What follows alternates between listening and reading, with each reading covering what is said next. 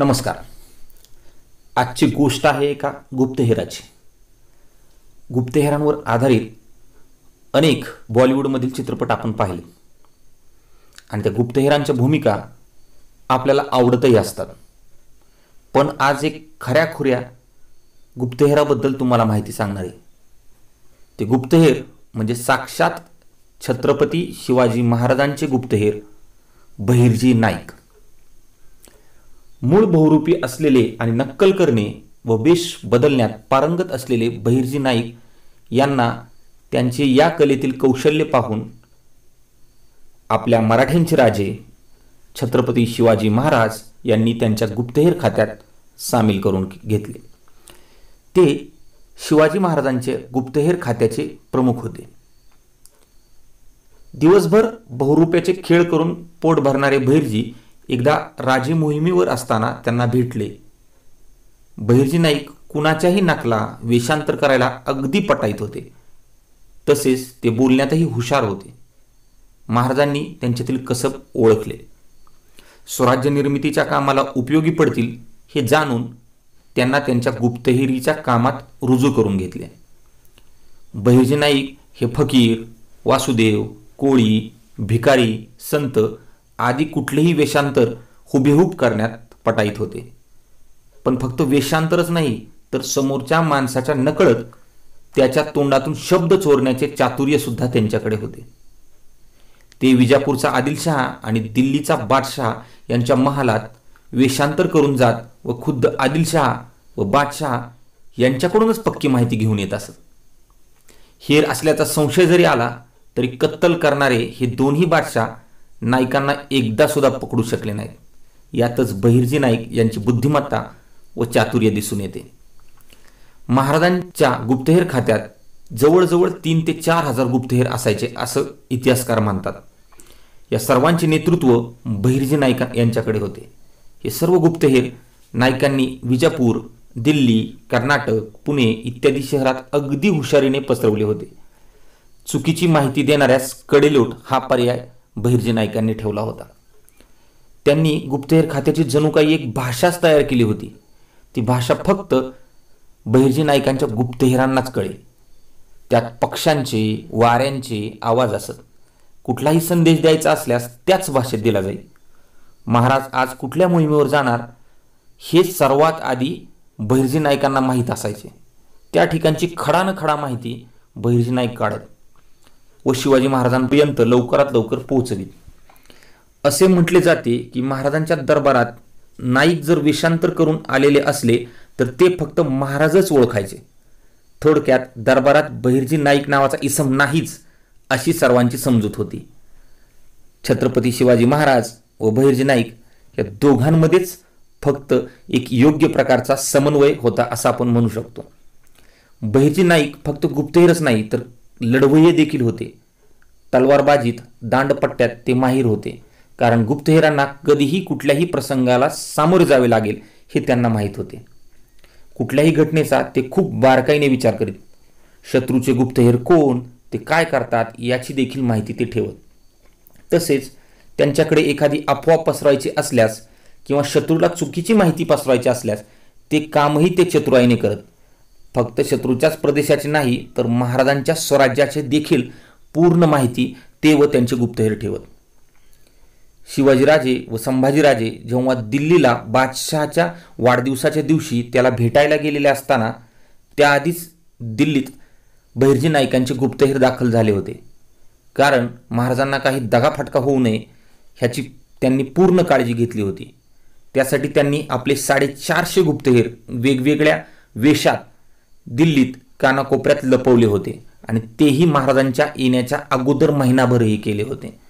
शिवाजी महाराजांच्या आयुष्यातील प्रत्येक घटनेत गुप्तहेर म्हणून त्यांचा सहभाग असायचा. त्यात काही महत्त्वाच्या घटना जर आपण घेतल्या तर अफजलखानाचा वध असेल, पन्हाळगडावरून सुटका असेल, शाहिस्तेखानाचा बोटे तोडण्याचा पराक्रम असेल, पुरंदरचा वेढा असेल किंवा सुरतेची लूट असेल, अशा प्रत्येक प्रसंगात बहिर्जी नाईक महाराजांचे अर्धे काम पूर्ण करत असत. कारण प्रत्येक मोहिमेची अगदी खडा माहिती छत्रपतींपर्यंत पोहोचवणे हे बहिर्जी नाईक इमाने इतबारे करत होते.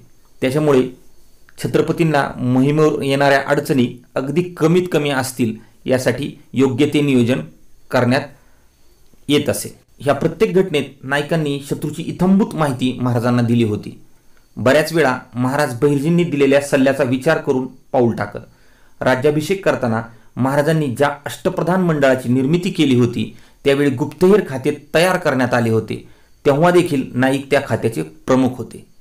याच्यावरून आपण बहिर्जी नाईक यांची महत्ता समजू शकतो. सुरतेची लूट चालू असताना जॉर्ज ओझेडंट हा इंग्रज वखारवाला आपली वखार वाचवण्यासाठी शिवाजी महाराजांना विनवणी करण्यास गेला. तेव्हा महाराजांच्या बाजूला उभा असलेला इसम आणि वखारीसमोरच्या भिकाऱ्यात त्याला साम्य आढळले. त्याने ईस्ट इंडिया कंपनीला पाठवलेल्या अहवालात तसे नमूदही केले.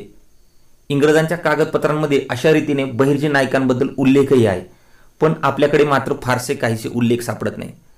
सुरतेच्या लुटीबद्दल बऱ्याच इतिहासकारांनी लिहिले की सुरतेची लूट व्हायच्या आधीच बहिर्जी नायकांचे गुप्तहेर पूर्ण सुरतमध्ये पसरले होते. स्वतः बहिर्जी नाईक हे भिकाऱ्याचे सोंग घेऊन, चांभाराचे सोंग घेऊन, छोट्या व्यापाऱ्यांचे सोंग घेऊन प्रत्येक श्रीमंतापर्यंत पोहोचले होते.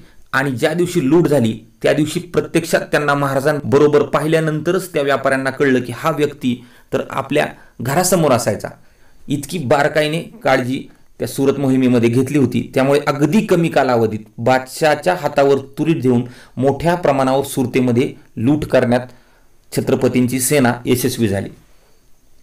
महाभारत काळात आजपर्यंत राज्यव्यवस्थेबाबत जे जे सिद्धांत मांडले गेलेले आहेत त्यात गुप्तचरांचे महत्त्व अधोरेखित केलेले आहे.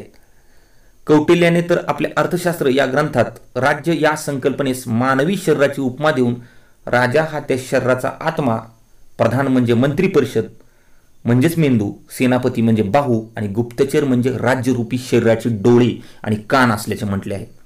हे डोळे आणि कान जितके सजग तितकेच तीक्ष्ण असतील तितकेच राज्य सुरक्षित असते असा सिद्धांत खुद्द कौटिल्य मांडतो. आपल्या भारतामध्ये सुद्धा आजही अनेक प्रकारच्या गुप्तहेर संघटना कार्यान्वित आहेत. उदाहरण द्यायचं असेल तर रॉ ही संघटना भारतासाठी गुप्तहेरीचं काम करते, तर इस्रायलची मोसाद असेल किंवा अमेरिकेची FBI असेल, ह्या संघटना पूर्ण जगभरामध्ये आपापल्या देशासाठी गुप्तहेरीचं काम करतात. म्हणजे आजही ती यंत्रणा तितक्याच सबळपणे चालू आहे, पण कुठलाही देश ती स्वतःहून कबूल करत नाही. युगप्रवर्तक छत्रपती शिवाजी महाराजांनी आदर्श राज्यव्यवस्था निर्माण केली. शिवरायांसारख्या द्रष्ट्या राजाचे गुप्तचर ह्या राज्याच्या महत्त्वाच्या अंगाकडे दुर्लक्ष होणे शक्यच नव्हते. त्यामुळे शिवाजी महाराजांच्या राज्यव्यवस्थेत हेर व्यवस्थेला अतिशय महत्त्वाचे स्थान होते. या व्यवस्थेत प्रबळ करण्याचे सर्व प्रयत्न राज्यांनी केलेले दिसतात. इंग्रज आणि फ्रेंच यांनी सुद्धा शिवरायांच्या हेर व्यवस्थेचे इतिहासात कौतुक केलेले आहे. शिवरायांचा जाणता राजा असा गौरव केला जातो. शिवरायांना सर्वच बाबतीत जाणते ठेवण्यासाठी कार्य त्यांच्या हेर खात्याने चोखपणे बजावलेले दिसते. शिवाजी महाराजांच्या कल्पनेतील हेर व्यवस्थेला मूर्त स्वरूप देण्याचे श्रेय निसंशय अगदी बहिर्जी नाईक यांच्याकडे जातो. कुशाग्र बुद्धिमत्ता, समयसूचकता यांना साहसाची जोड देऊन बहिर्जी नाईक यांनी शिवकाळात अचाट कामगिरी बजावली आहे. बहिर्जी नाईक यांच्या पूर्व इतिहासाबद्दल इतिहासात अगदी त्रुटक संदर्भ आहेत. शिवरायांनी 18 पगड जातींना कर्तृत्व गाजवण्याची संधी दिली, त्यात रामोशी जातीच्या बहिर्जी नाईक यांचाही समावेश होतो. बहिर्जी नाईक स्वराज्याशी कसे जोडले गेले या बाबतीत इतिहासकारात वेगवेगळे मतप्रवाह आहेत. आपल्या जहागिरीच्या प्रदेशातील लांडग्या कोल्ह्यांचा बंदोबस्त करण्यासाठी या लांडग्या कोल्ह्यांना मारून त्यांचे शेपूट आणून देणाऱ्यास शिवरायांनी इनाम जाहीर केले होते. तेव्हा बहिर्जी नाईक यांनी सर्वात जास्त शेपट्या आणून दिल्या होत्या आणि त्यांना शिवरायांनी हेरले असे काही इतिहासकार मानतात. तर शिमग्याचा खेळ पाहत असताना वेगवेगळी सोंगे वठवणारे बहिर्जी नाईक शिवरायांच्या नजरेत भरले असेही काही इतिहासकार मानतात. मतमतांतरे काही असोत, पण बहिर्जी स्वराज्याच्या अत्यंत प्राथमिक अवस्थेपासून शिवरायांसोबत होते हे मात्र आपल्याला नाकारता येणार नाही. स्वराज्यावर पहिले सर्वात मोठे संकट आले होते अफजल खानाचे. शिवरायांनी ज्या धीरोदत्तपणाने अफजल खानावर विजय मिळवला त्याला इतिहासात तोडच नाही. पण याच वेळी बहिर्जी नाईक आणि त्यांच्या हेर खात्याचे कार्य दुर्लक्षून चालणार नाही.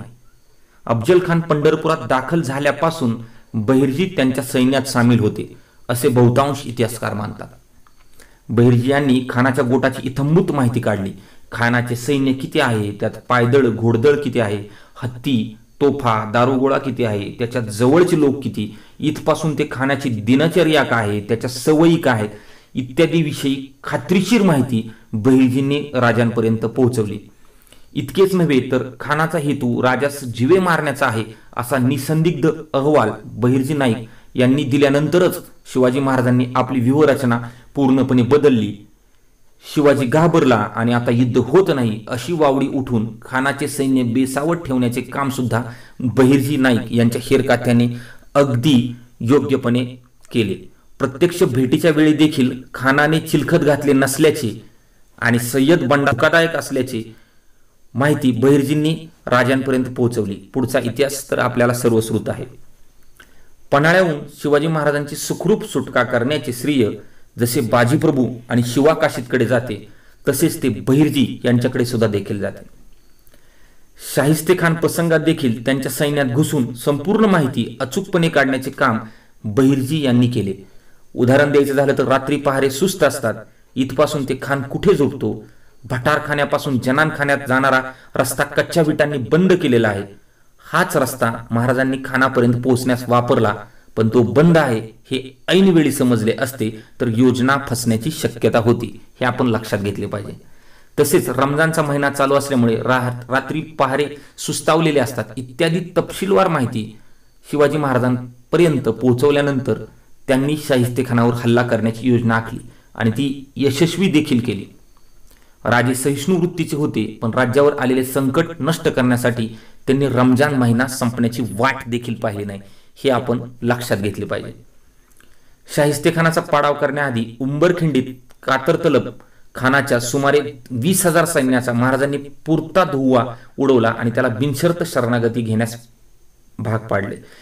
खान कोकणात जाण्यासाठी पुण्याहून निघल्यापासून बहिर्जी आणि त्याचे हेर खात्याच्या सैन्याने आजूबाजूला राहून माहिती काढली. खान बोरघाट मार्गाने कोकणात जाईल असा अंदाज होता, पण खानाने ऐनवेळी उंबरखिंडीचा मार्ग निवडला. राजांना ही माहिती मिळाल्यानंतर त्यांनी आपले सैन्य आधीच उंबरखिंडीत आणि आसपासच्या जंगलात पेरून ठेवले. खानाचे सैन्य खिंडीच्या मध्यावर येताच आघाडी आणि पिछाडीची नाकाबंदी करून खानाचा पूर्ण पराभव केला. बहिर्जी यांनी दिलेल्या अचूक आणि योग्य वेळी दिलेल्या माहितीचा यात निश्चित मोठा वाटा होता. तीच गत सुरतेच्या लुटीची. सुरत बदसुरत करून राजांनी औरंगजेबाचं अगदी नाकच कापलं. सुरतेची मोहीम महाराजांच्या इतर मोहिमेपेक्षा वेगळी अशासाठी ठरते की महाराजांच्या तोपर्यंतच्या कारकिर्दीतील परमुलकात काढलेली ही पहिलीच मोहीम होती. आधीच्या सर्व प्रसंगात शत्रू स्वराज्यात आला होता, त्यामुळे मोहिमेची व्यवस्थित आखणी होते आणि राजगडापासून सुमारे 150 कोस दूर असलेल्या सुरतेची संपूर्ण माहिती मिळणे अत्यावश्यक होते. सुरत हे मोगलांचे एक मोठे व्यापारी ठाणे होते, त्यामुळे बाहेरून कुमक मिळण्याआधीच मोहीम पूर्ण करून जाणे आवश्यक होते. म्हणूनच या लुटीची योजना 3-4 महिने आधीपासून सुरू होती आणि या योजनेचा एक भाग म्हणून बहिर्जी आणि त्यांचे गुप्तहेर सुरतेत दाखल झाले होते. बहिर्जी नाईक भिकाऱ्याच्या वेशात सुरतभर फिरत होते. या फिरस्तीतच सुरतेच्या संरक्षण सज्जतेबरोबरच संपत्तीच्या ठाव ठिकाणांची अचूक माहिती त्यांनी संकलित केली. मी याबद्दल वरही सांगितलं होतं आणि आताही पुन्हा त्याचा उल्लेख केलाय, कारण ती मोहीमच इतकी महत्त्वाची होती की त्यामुळेच आपल्या स्वराज्याला एक प्रकारची बळकटी मिळाली. त्यामुळे सुरतेच्या वेशीपासून शिवाजी महाराजांनी इनायत खानास सुरतेचा सुभेदार तो होता. निर्वाणीचे पत्र दिले. त्यात हाजी सय्यद बेग, बहरजी बोहरा, हाजी कासिम इत्यादी धनिकांचीच नावे दिली. इतक्या दूरवरून आलेल्या शिवाजीस आपले नावे देखील माहीत आहेत हे तेव्हा या लोकांस कळले. तेव्हा त्यांची भीतीने गाळण उडाली. शिवाजी महाराजांनी या लुटीदरम्यान दानशूर व्यक्ती, मिशनरी यांना मात्र उपद्रव केला नाही. केवळ उन्मत्त धनिक यांनाच लुटले. केवळ 3 दिवसात सुरत मोहीम यशस्वी केली. त्यात बहिर्जी नाईक यांच्या गुप्तहेर यंत्रणेचा मोठा वाटा आहे. आग्र्याहून सुटका हा शिवाजी महाराजांच्या आयुष्यातील अत्यंत कठीण आणि रोमहर्षक प्रसंग मानला जातो. औरंगजेबासारख्या क्रूर शत्रूच्या हातून सुटका करून सुमारे 700 मैल लांब असलेल्या स्वराज्यात शिवाजीराजे सुखरूप परत आले. या प्रसंगात बहिर्जी यांच्या गुप्तहेर खात्याची जोड मिळाली नसती तर इतिहास काही वेगळा झाला असता.